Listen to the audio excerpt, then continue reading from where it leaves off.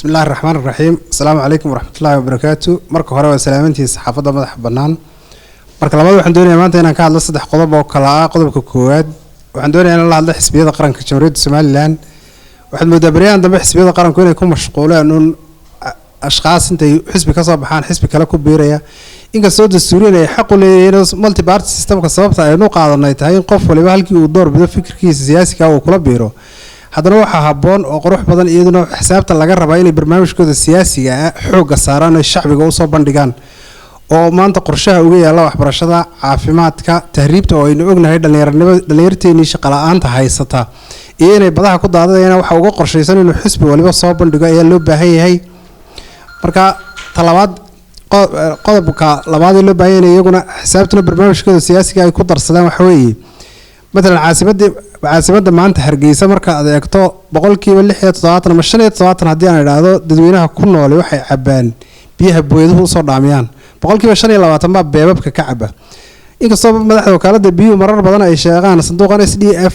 dhaqaale in loogu soo shubayo ama European Union ku inuu gacan ka geysanayo haddana wax muuqda oo aynu aragnaa ma jirto magaalada weli wax raadanta waxaan leeyahay xisaabta qaranka bal wixii barnaamijka idinka yaala mujtamaca u soo bandhiga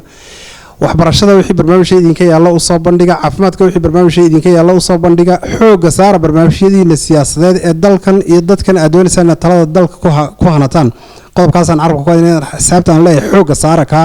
inta cid maanta xisaab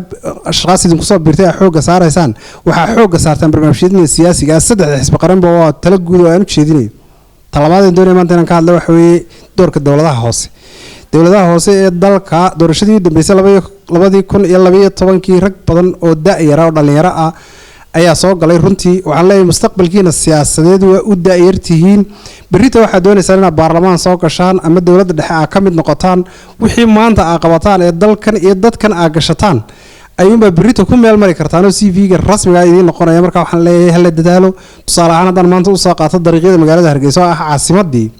aad iyo aad bay runtii u deecan yihiin oo waxa tabaalo fara badan baa ka muuqata waxaan leeyahay dhalinyarada loo doortay maayar ku xigeenka iyo councilka kale inuu qiimeeyo meesha uu fadhiyaba dhammaantiinba waxaan leeyahay waa inaan ka hawl gashaan sidii loo dayactiri lahaa jidadka magaalada Hargeysa jidka ugu sareeya imika 150 dad qaxootiye baa degan haddii danaha guud meelo ka mid la dejin lahaa oo laga raro magaaladu la isu furo isagoo jid cadaaba la mari kari lahaa culayskan gudaha ku dhacaya